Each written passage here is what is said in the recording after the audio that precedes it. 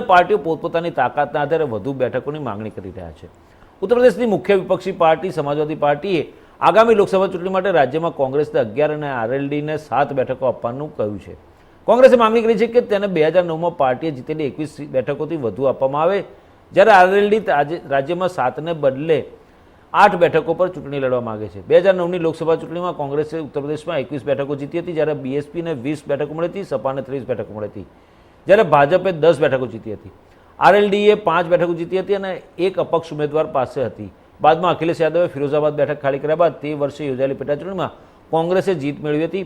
સમાજવાદી પાર્ટીના પ્રવક્તા ચૌધરીએ કહ્યું કે પાર્ટીએ ઉત્તર પ્રદેશમાં કોંગ્રેસને 11 બેઠકોની ઓફર કરી છે, જેથી અમારી વચ્ચે આદરપૂર્ણ પરસ્પર સંકલન થાય અને અમે ભાજપને હરાવીએ।